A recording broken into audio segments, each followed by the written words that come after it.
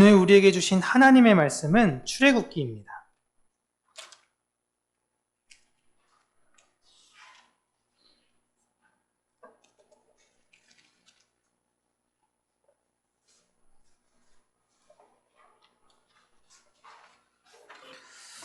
출애굽기 8장 1절에서 7절 우리 함께 한 목소리로 읽겠습니다. 여호와께서 모세에게 이르시되 너는 바로에게 가서 그에게 이르기를 여호와의 말씀에 내 백성을 보내라. 그들이 나를 섬길 것이니라. 내가 만일 보내기를 거절하면 내가 개구리로 너의 온 땅을 치리라. 개구리가 나일강에서 무수히 생기고 올라와서 내 궁과 내 침실과 내 침상 위와 내 신하의 집과 내 백성과 내 화덕과 내 떡반죽 그릇에 들어갈 것이며 개구리가 너와 내 백성과 내 모든 신하에게 기어오르리라 하셨다 하라. 여호와께서 모세에게 이르시되 아론에게 명령하기를 내 지팡이를 잡고 내 팔을 강들과 운하들과 못 위에 펴서 개구리들이 애굽 땅에 올라오게 하라 할지니라. 아론이 애굽 물들 위에 그의 손을 내밀매 개구리가 올라와서 애굽 땅에 덮이니 요술사들도 자기 요술대로 그와 같이 행하여 개구리가 애굽 땅에 올라오게 하였더라. 아멘. 오늘은 애굽에 펼쳐진 두 번째 재앙에 대해서 여러분들과 함께 나누며 이 재앙이 주는 그 의미, 이 재앙을 통해서 우리가 어떠한 생각을 하게 되었는가 우리 같이 한번 나눠보도록 하겠습니다. 지난주에 우리 첫 번째 재앙인 나일강 그리고 모든 물이 피로 변화되는 그 재앙에 대해서 이야기를 했죠. 그 시발점이 됐던 게 바로 지팡이였습니다. 그 지팡이에서 나오는 피, 그 피는 언약의 백성들에게는 재앙이 아닌 생명이지만 그렇지 않은 자들에겐 죽음이다 라고 제가 말씀을 드렸고, 그 지팡이는 하나님의 백성과 함께 있어 그들을 생명으로 지키시고 인도하신다. 그와 같이 지금은 우리와 함께 있는 지팡이인 십자가와 예수 그리스도께서 우리를 지키시고 함께 하신다라는 것을 우리는 출애굽기를 보면서 기억해야 된다라는 것입니다. 우리가 출애굽기를 보면서 막 무서워서 떨진 않잖아요. 이런 재앙이 일어나면 어떡하지? 라는 게 떨지 않는데, 희한하게 요한계시록을 읽으면 막 두려워서 떨어요. 왜냐하면 장차 앞으로 닥칠 재앙이다 라고 생각하기 때문에. 그런데 똑같은 상황인 것입니다. 하나님은 재앙들을 통해 하나님의 백성들에게 무언가를 말씀하시고자 하는 게 있기 때문에 우리는 세상의 여러 상황을 통해서 하나님의 뜻이 무엇인가를 발견하는 것이 정말 중요한 거예요.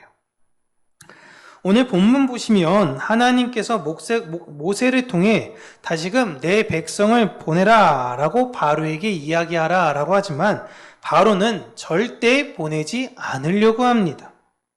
바로 이런 바로의 모습이 사탄이라는 이 세상이 가진 역할을 보여주고 있어요.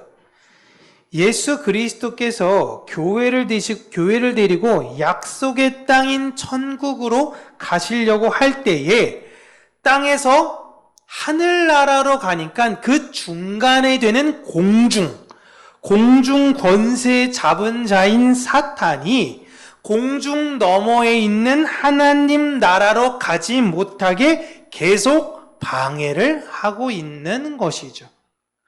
그러한 과정에서 우리는 출애굽기 보면 알겠지만 하나님 백성들을 힘들게도 하고 어렵게도 하고 탄압하고 죽이기까지 합니다.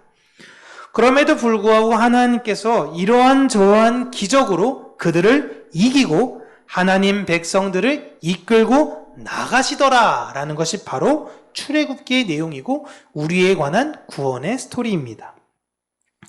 우리가 출애굽기를 보면서 생각해야 되는 것은 이게 모세와 이스라엘만의 내용, 그들의 역사 속의 내용이 아니다라는 것입니다. 이들이 바로를 떠나 약속의 땅으로 인도되었잖아요. 가나안 땅에 들어갔습니다. 예수 그리스도께서는 선택하신 자들, 그의 백성들은 반드시 이 세상을 이기고 천국으로 인도한다라는 것입니다. 이걸 믿으시기를 바랍니다. 그런데 이스라엘 백성들이 그 약속의 땅으로 가는 그 과정 가운데 우리가 민수기를 보면 습관적으로 자꾸 했던 말들이 나와요.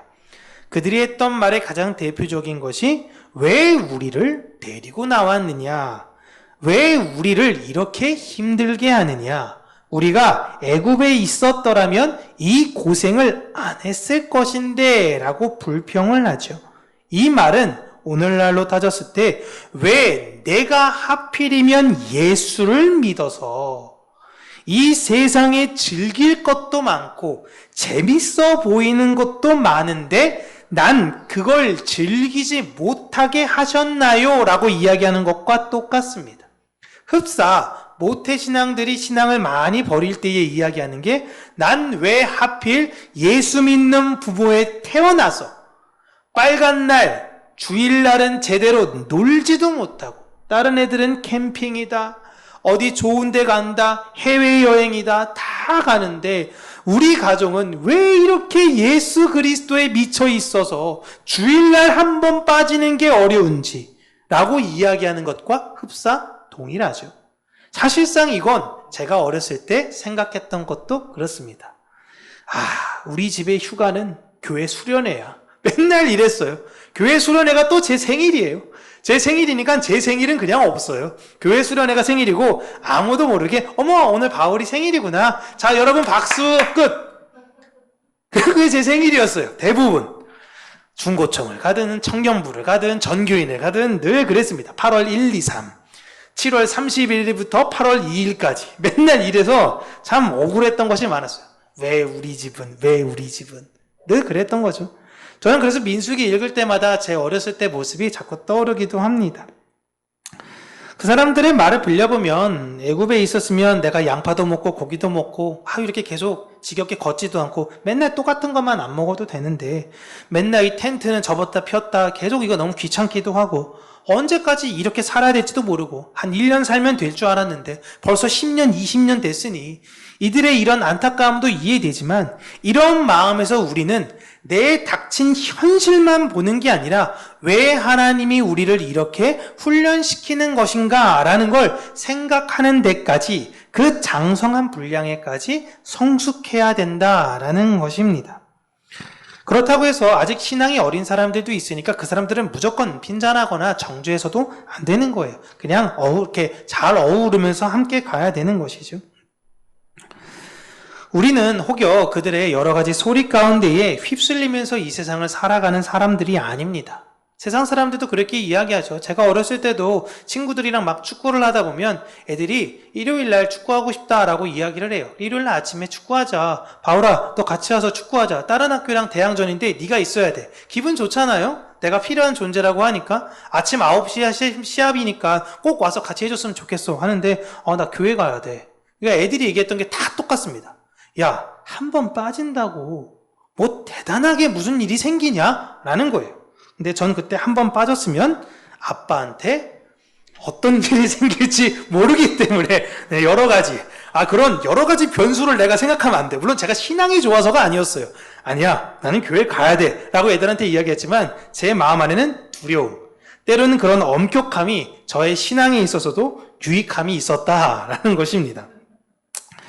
그렇다고 그렇게 엄격함으로만 하는 것은 사실은 안 돼요. 자, 이렇게 부드러움으로, 때로는 엄격하지만. 그런 소리에 휩쓸리면서 살아가는 것이 아니라 하나님께서 이 세상에서 우리를 건지신 이유, 나를 구원하신 이유를 생각하면서 하나님을 믿으며 살아야 한다라는 것입니다. 그걸 확인하기 위해 우리는 성경을 읽는 거예요. 내 모습이 여기에 있었구나. 그렇다면 내가 어떠한 모습으로 되어야 될까? 하나님은 이러한 모습을 원하시는구나. 내가 그런 모습으로 되려고 애써야지. 하나님, 이런 사람 되게 절 도와주세요. 라고 기도하면 되는 것입니다. 또한 그 믿음을 확인하고 또 위로받기 위해 우리가 적어도 일주일에 한 번 이렇게 모여서 함께 예배드리며 서로 위로를 나누는 거예요. 그렇게 하나님은 자신의 백성들을 위해 나일강에 이어 또 다른 심판을 애굽에게 보이십니다. 세상에 드러내는 거예요.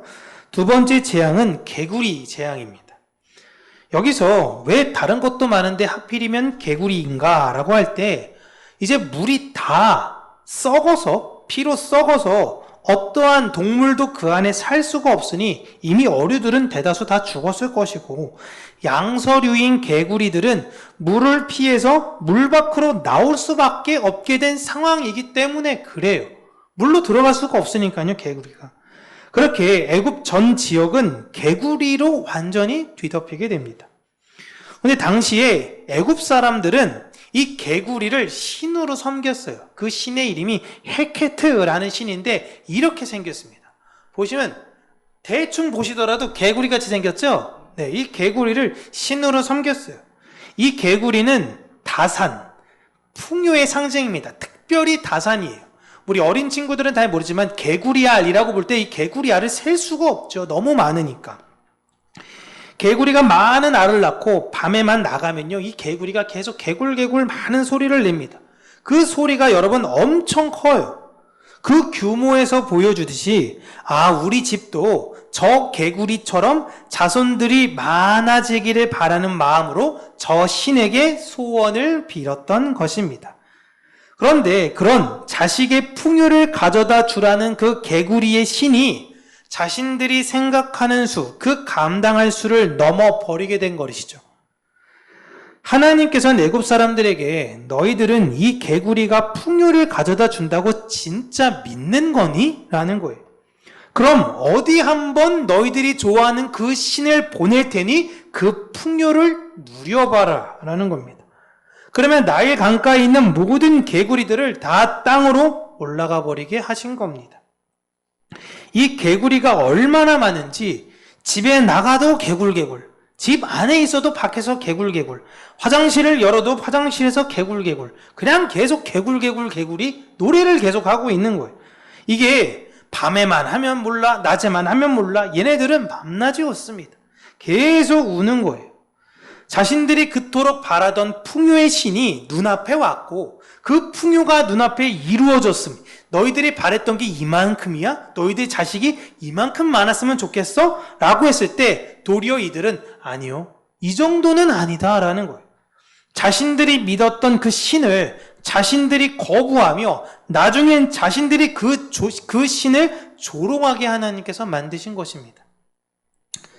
지금은 어떨까요? 한 100년 전, 한 5, 60년 전만 하더라도 자식은 여러분 자산이었습니다. 사실상 성경적 해석이 한 60년 전만 해도 굉장히 유사한 게 많이 있어요.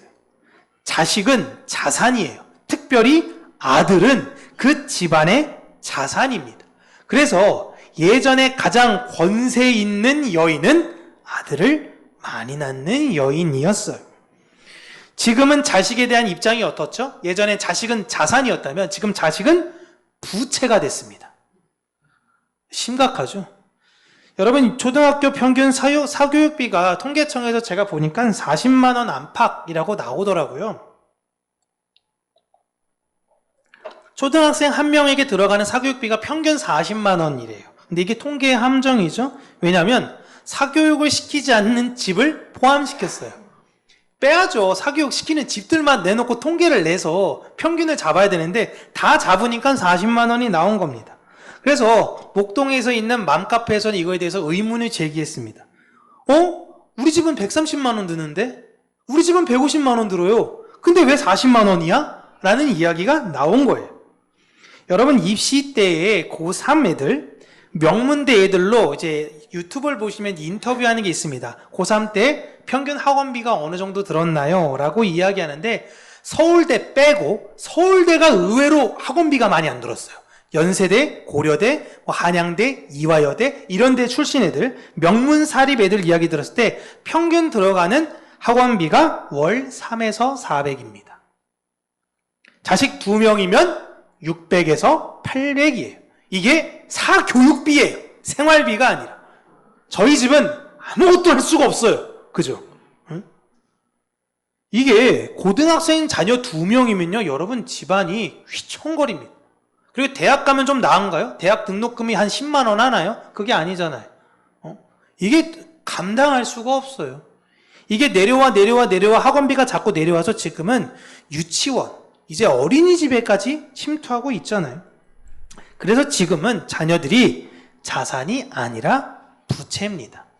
그래서 절대 아이들을 많이 낳을 수가 없는 구조죠. 예전에 제가 학교 선생님이랑 상담을 할 때 그런 이야기를 했습니다. 그 선생님이 저한테 이야기했어요. 저 목사님인 걸 알았거든요. 목사님, 나라의 발전을 위해서 지금 소용이가 괜찮으니까 또 낳은 애도 잘 양육해 줄 거라 믿고 한둘만 더 낳은 거 어떠신가요? 라고 이야기를 해요. 왜냐하면 본인이 학교를 가르칠 때 보면 부모님들이 예의 있고 아이를 잘 가르치려고 하는 집들 보니까 다 하나래요. 다 하나. 근데 셋, 넷 이런 집 애들을 보면은 이게 감당이 안 되는 거예요. 좀 약간 위험 요소가 있는 거예요. 현실적인 이야기를 해주시더라라는 겁니다. 그런 이야기를 했을 때 참 마음이 찹찹했어요. 지금은 자녀들에 대한 입장이 그런 것이다라는 겁니다. 지금은 그렇다면 무엇이 사람들에게 있어서 가장 중요한 가치인가? 돈이죠, 돈. 예전에는 여러분 돈이 아무리 많아도 신분이 낮으면 이게 컴플렉스가 되는데요. 지금 돈 많으면 그냥 다 끝입니다. 그래서 사람들은 돈벼락을 맞고 싶어 해요. 지금 또 뭐 미국에서 무슨 복권 잠깐 뉴스에서 제가 정확하게 못 봐서 그러는데 몇 조가 또 쌓인 게 하나 있더라고요. 보셨나요? 야, 이게 당첨자가 없는데 몇 조래요. 컨트롤도 안 될 텐데. 예? 근데 여러분, 자신이 제한할 수, 컨트롤하지 못하는 액수는 풍요로움이 되지 못하고 도리어 재앙이 됩니다. 내 삶의 평생 1억 한 번을 운영해보지 못했던 사람에게 10억이라는 돈이 생기면요, 운영을 잘하지 못해요. 1억을 난 경험이 없기 때문에 10억을 어떻게 해야 될지를 몰라요. 사람들은 쉽게 은행에 넣으면 되잖아, 건물 사면 되잖아, 이렇게 쉽게 생각합니다. 문제는 나에게 어떠한 상품을 추천하는 사람들의 논리를 내가 지혜롭게 구분할 수 있고 구별할 수 있느냐라는 거예요. 왜냐하면 그동안 나한테 누군가 상품 추천을 해본 적이 없거든요. 그냥 적금만 들었지 추천을 받아본 적이 없어요. 그러니까 어떤 상품이 어떻게 좋은지를 모르고 어떤 건물이 어떻게 좋은지를 모르는데 내가 그냥 저서 건물 사면 되겠지, 그러다 진짜 큰일 나는 겁니다. 못해요. 이 돈을 어떻게 불려나가야 되는지도 모르고 어떻게 활용해야 하는지도 잘 구분하지 못하기 때문에 도리어 재앙이 되는 경우가 많이 있습니다. 그럼에도 불구하고 사람들은 그러한 돈이 생기면 난 진짜 관리를 잘할 거야, 은행에 놓고 매달 한 300만 원씩만 쓰면서 살 거야 라고 굉장히 쉽게 생각해요. 이게 교만이에요. 지금 내가 한 달에 얼마를 저축하고 어떻게 돈을 활용하는지를 여러분 잘 한번 생각해 보세요. 그게 굉장히 규모 있게 잘 되어지고 있습니까? 즉흥적으로 쓰는 돈은 내가 한 달에 얼마 정도이고, 내가 이거에 대해서 잘 예비된 돈은 얼마이며, 이거는 5년 후, 10년 후 내가 이걸 어떻게 준비하고 있다라고 여러분이 하고 있다면 여러분에게는 몇십억, 몇백억이 돈이 들어가도 상관이 없어요. 그런데 그게 못해요. 오늘 그냥 땡기는데 같이 가서 이런 것들이 많아서 맨날 이렇게 카드 고지서를 보면 내가 이렇게 많이 썼다고? 하면서 다 더해봐요. 다 썼네? 이런 분들은요, 그 돈이 도리어 재앙이 될 수 있어요. 그냥 그런 마음을 제가 전해드린 이유는 혹시나 내 마음 가운데 일확천금을 꿈꾸고 있다면요, 그 마음을 살짝 접으시고 하나님, 오늘 내가 성실하게 사는 마음을 주세요 라는 마음으로 사시라 라는 것입니다. 이렇게 재앙이 되고 있는 이런 애굽의 상황에서도 애굽의 마술사들을 가만 보세요. 요술사라고 나왔지만 개구리를 소환하는 마술을 보입니다. 우리도 할 수 있어요 라고 이야기하며 바로를 안심시킵니다. 이런 재앙은 우리들도 할 수 있는 흔한 것이니 바로요, 또 애굽 백성들이여 너무 두려워하지 말라라는 메시지예요. 이것이 세상에서 말하는 모습입니다. 하나님은 끊임없이 이 세상에 여러 가지로 경고를 하고 있어요. 이런 일, 저런 일. 그 경고는 하나님의 백성들이 하나님의 살아계심을 신뢰하게 하기 위해서예요, 여러분. 백두산이 폭발한다, 후지산이 폭발한다, 일본에 지금 전조 없는 쓰나미가 계속 일본 남반부 쪽에서 일어나고 있다. 이건 나중에 도쿄 지카 대지진이 일어나는 것이 아니냐 막 이야기하고, 후지산이 폭발하면, 백두산이 폭발하면 이야기하는데, 그거 어떡할 거예요? 백두산 폭발하면. 서울에서 지진이 인천에서 지진 나면 여러분 어떡하실 거예요? 대책이 있으세요? 뭐부터 챙겨야지? 없어요. 그냥 우리는 어떻게 이렇게 걱정하는 게 아니라 하루하루 하나님의 뜻대로 살아가면 되는 것입니다. 하나님은 이 세상에 여러 가지 모습들을 보이신다라고 분명히 예수님이 말씀하셨어요. 전쟁, 지진, 기근, 전염병, 이런 걸 볼 때 사람들은 다 말세다, 세상 끝났다 라고 너희들은 흔들 것이다. 그러나 너희들 그때가 끝이 아니니 두려워하지 말아라 라고 이야기하신 것입니다. 지금 모세가 이스라엘 백성들 찾아가서 했던 얘기가 그거예요. 여러분 생각해 보십시오. 아라뱃길 물이 핏빛이 됐다고 생각해 보세요. 인천 앞바다가 핏빛이 됐다고 생각해 보세요. 갑자기 개구리가 여러분 집 앞에 뛰어올라가지고 문 열면 개굴개굴, 대평공원에 다 개굴개굴이 노래를 한다. 그러면 여러분 어떤 생각이 드실 거예요? 아, 진짜 세상이 망했구나. 완전 세상이 망했구나. 이런 생각이 들 때에 하나님께서 하나님의 백성들에게 뭐라고 말씀하시냐면 아니니까 두려워하지 말라라는 것입니다. 그때 담대함을 여러분은 하나님께 보이고 이 세상에 어떠한 환란이 있어도 하나님을 찬양할 수 있는 사람이 되어야 되는 거예요. 나에게는 하나님이 계시기 때문에 우리는 그것을 할 수 있는 것입니다. 그렇지만 세상은 어때요? 하나님이 없잖아요. 그러니까 이건 다 하나님과 무관한 거야. 그냥 일어날 수 있는 일들이야. 하지만 두려워하지 마 라고 이야기는 해요. 근데 어떻게? 무서운 걸 어떻게 합니까? 근데 세상은 그렇게 자꾸만 잠재우려고 해요. 그렇게 여러분 그런 일이 생길 때마다 우리는 뉴스를 보는 게 아니에요. 여러분 뉴스를 보면 마음에 평안이 찾아오십니까? 와, 산불이 나고 있어. 와, 세상이 망해가고 있어. 평안하다. 이게 뉴스를 볼 때마다 여러분 위로가 오던가요? 안 와요. 어머나, 어떻게? 나 뭐 준비해야 되지? 방독면 어디서 파나? 사람들이 또 그런 거 터지면요, 갑자기 막 키트 같은 거 엄청 삽니다. 재난 키트 같은 거. 뉴스를 보면서, 뉴스는 우리에게 안심을 주지 않아요. 그럴 때 차라리 말씀을 보세요. 하나님을 찬양하세요. 하나님께 기도를 하세요. 그때 살아계신 하나님께서 여러분들을 모세가 이스라엘 백성들을 위로하고 안심시켰듯이 반드시 위로해 주실 것입니다. 기억하세요. 뉴스를 보는 게 아니라 말씀을 봐야 된다. 말씀을 보기 어려운 상황이다? 찬양하세요. 사람들은 설교를 열심히 듣고 기도를 열심히 하고 찬양을 막 부르고 그렇게 되면 그게 무슨 소용이 있나 싶기도 합니다.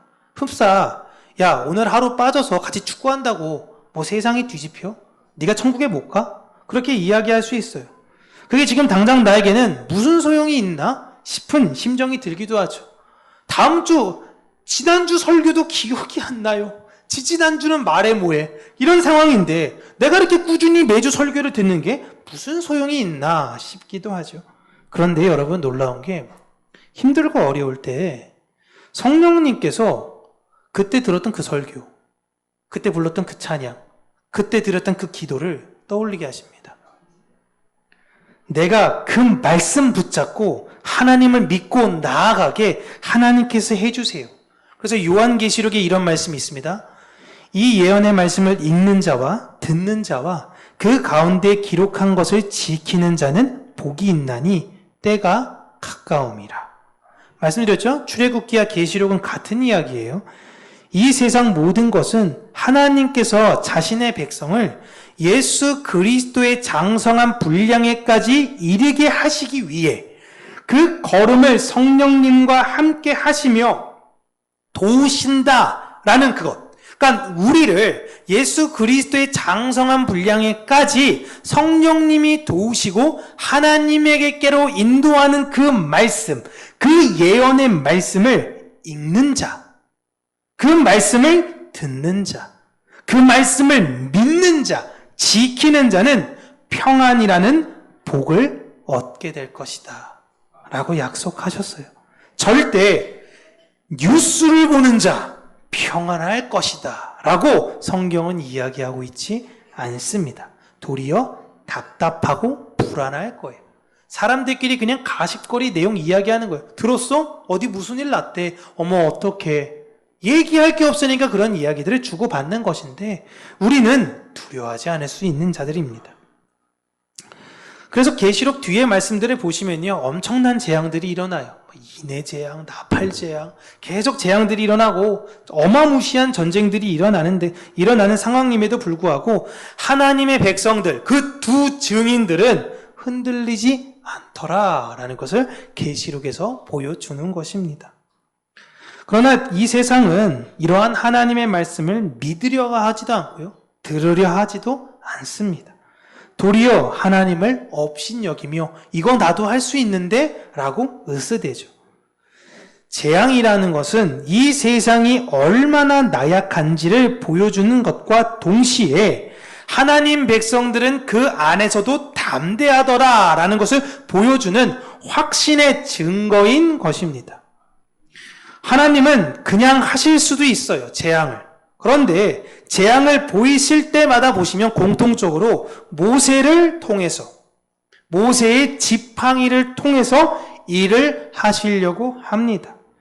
이와 같이 이 세상에서 볼 때는 예수 그리스도라는 그 십자가를 통해 이제 본격적 심판이 시작이 되었어요. 그러나 예수와 함께 있는 우리는 그 십자가가 우리와 함께 있음에 담대함을 이 세상에 보여줘야 하는 것입니다. 그런 담대함으로 이 세상을 사는 저와 여러분, 우리 평강교회가 되기를 주님의 이름으로 축복합니다. 기도하겠습니다. 살아계신 하나님 아버지,